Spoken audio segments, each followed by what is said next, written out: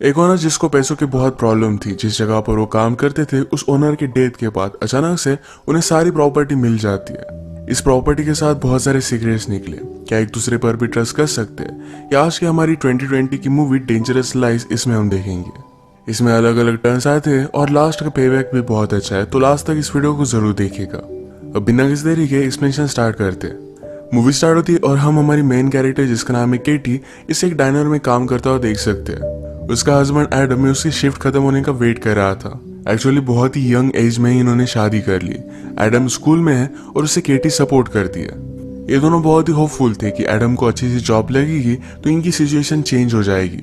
अचानक से एक आदमी गन लेकर डाइनर लूटने लगता है। जब उस आदमी का ध्यान नहीं था तो एडम ने उस पर हमला कर दिया। वहां के लोगों को उसने बचा लिया। अब इस इंसिडेंट को 4 मंथ गुजर चुके हैं। केटी का अब एक न्यू जॉब है। वो एक रिच ओल्ड मैन की केयर रखती है। इस ओल्ड मैन का नाम था लेनर्ड। लेनर्ड अपने गार्डन को देखकर कह रहा था कि जब मैं छोटा था तो यहाँ पर बहुत ही ब्यूटीफुल गार्डन थी। केटी कहती है, गार्डन को बनाने के लिए तुम किसी को हायर कर सकते हो। लेनर्ड ने कहा कि मैंने एक आदमी को किया था, पर एक दिन अचानक से वो गायब हो गया। उसके बाद वो किसी को भी नहीं मिला। इसके बारे में मूवी में हमें आगे पता चलेगा। इसके बाद जब केटी घर पर आती है तो हमें पता चलता है कि आजकल वो एडम पर बहुत ज्यादा गुस्सा है। एडम ने अपनी एजुकेशन छोड़ दी थी। इन पर बहुत सारे लोन्स वगैरह थे और ये पे करना हार्ड जा रहा था। तो एडम सोचता है कि वो जॉब लेगा और ये सब पे करेगा। केटी इसके लिए उसे मना कर रही थी, पर एडम ने माना नहीं।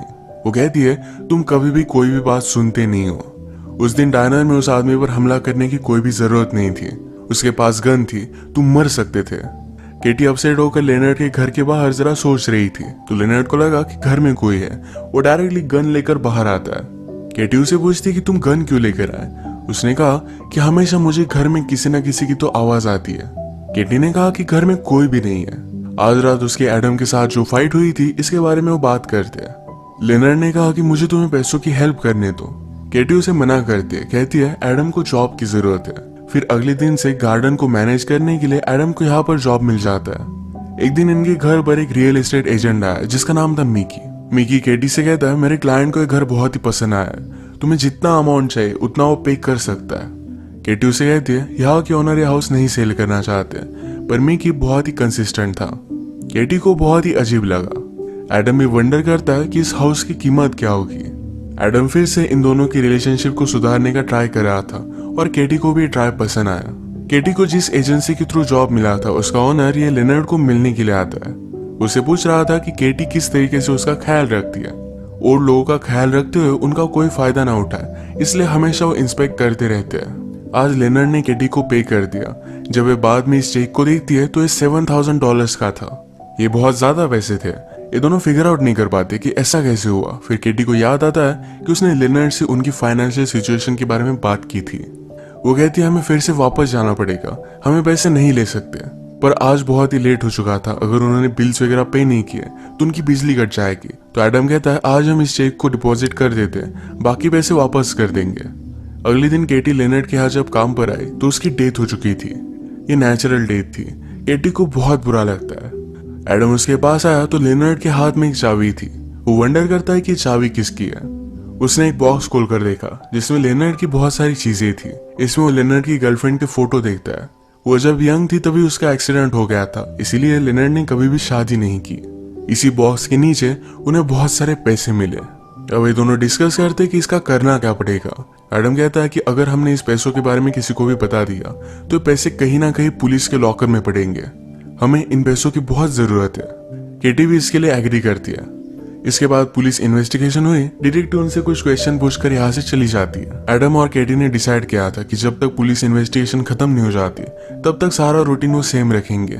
आज केटी फिर से अपनी एजेंसी में न्यू जॉब देखने के लिए जाती है। वहाँ के मैनेजर ने उसे कहा कि जब तक पुलिस इन्वेस्टिगेशन खत्म नहीं हो जाती तब तक हम तुम्हें कोई भी न्यू जॉब नहीं दे सकते। इसी के पैरेलल में एडम ने भी बहुत ही अच्छी कंपनी में इंटरव्यू दिया था, पर वो भी रिजेक्ट हो जाता है। वो फिर लेनर्ड के घर में पैसे देखने के लिए आया, पर नीचे से उसे कुछ आवाज आता है।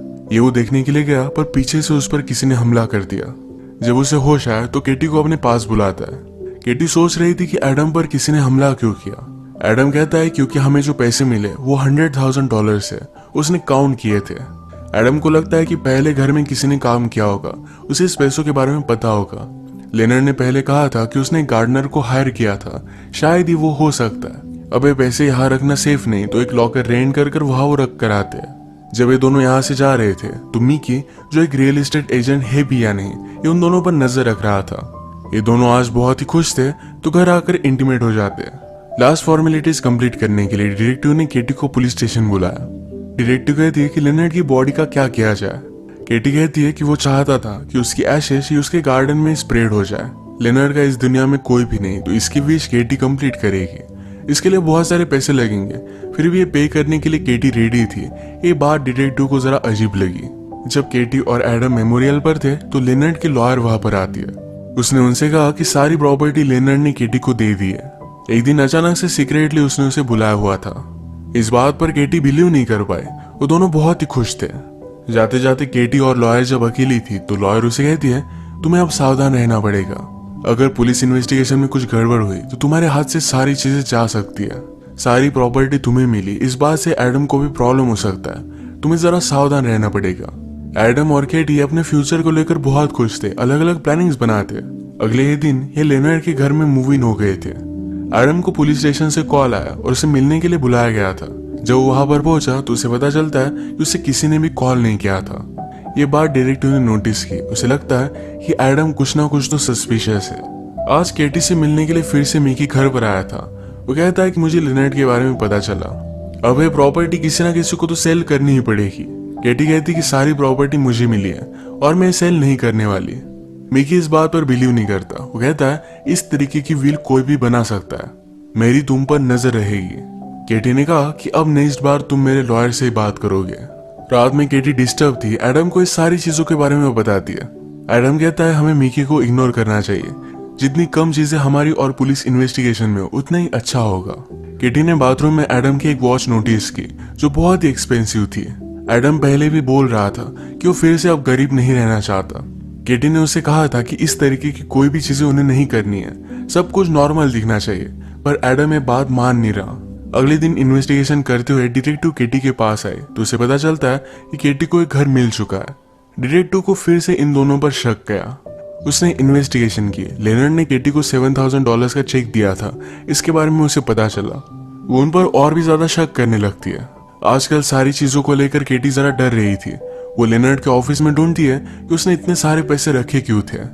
एडम कहता है कि अब फर्क क्या पड़ता है, इस बात को तुम जाने भी दो। डिटेक्टिव ने केटी की एजेंसी के मैनेजर से बात की। मैनेजर बहुत ही गुस्सा हो जाता है। उसे लगता है कि शायद केटी लेनर्ड का फायदा उठा रही थी।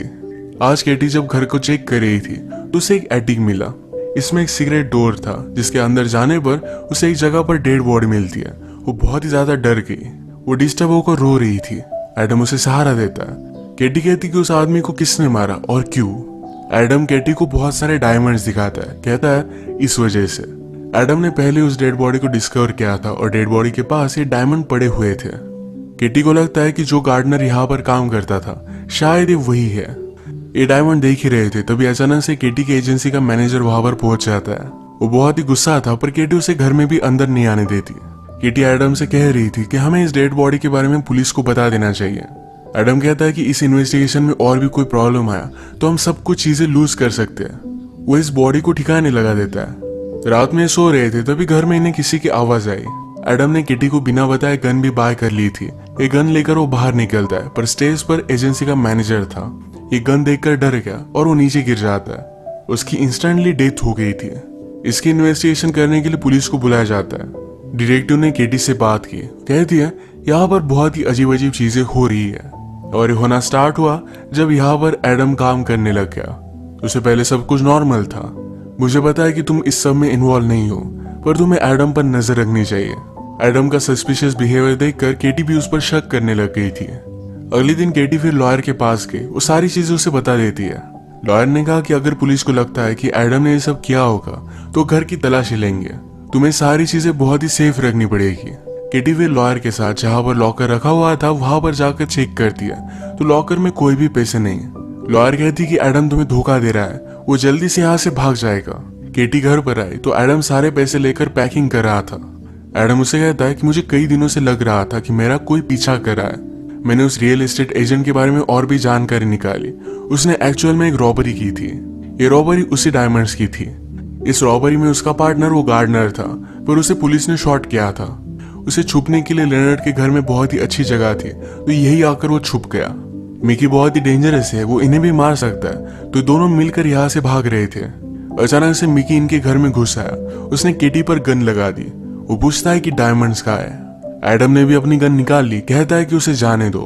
मिकी एडम को शूट कर देता है। एडम बहुत ज्यादा इंजर्ड हो चुका था। मिकी उसे देखने के लिए गया, पर एडम भी उसे शूट कर देता है। केटी उसके पास आई। एडम की हालत बहुत ही खराब थी, वो बहुत रोती है। उसके पास ही एडम की डेथ हो गई। उसे बहुत बुरा लगता है कि उसने एडम पर शक किया था। केटी को ढूंढते हुए लॉयर उसके पास आई। जो भी हुआ ये सब बातें केटी लॉयर को बताती है। लॉयर कहती है कि मिकी बहुत ही स्टूपिड था, उसे छोटा सा काम भी करना नहीं आया। वो बातों बातों में डायमंड्स की वर्थ बता देती है, जो $3 मिलियन थी। केटी को इस बात पर शक आया, तो लॉयर ने भी सब कुछ बातें बता दी। उसने कहा कि मैं मिकी को रिप्रेजेंट कर रही थी। वो अपनी सिचुएशन से तंग आ गई थी, तो इसी वजह से मिकी को रॉबरी में उसने हेल्प की थी। अब वो केटी पर गन लगाती, कहती कि डायमंड्स कहाँ है। वो उसे मारने वाली थी, तभी डिटेक्टिव वहां पर पहुंचकर लॉयर को मार देती है। केटी ने ऑलरेडी डिटेक्टिव को कॉल लगा दिया था। और इसके बाद 4 मंथ्स गुजर चुके हैं। हम देखते हैं कि केटी प्रेग्नेंट थी। उसके पास डिटेक्टिव आई। डिटेक्टिव उसे बेबी के लिए कॉन्ग्रेचुलेट करती है। केटी ने कहा कि अब भी मुझे डायमंड्स के बारे में कुछ भी पता नहीं, एडम ने उन्हें सेफ रखे थे। इसके बाद डिटेक्टिव यहाँ से चली गई। हम केटी को लेनर्ड की गार्डन को मेंटेन करता देखते हैं। यहाँ पेड़ के नीचे कुछ पानी गिरा और यहीं पर हम डायमंड को देख सकते हैं। ये डायमंड अब केटी को मिल चुके थे। पुलिस केस भी खत्म हो चुकी है, अब उसे कोई भी प्रॉब्लम नहीं आएगा। इसी के साथ इस मूवी का एंड हो जाता है।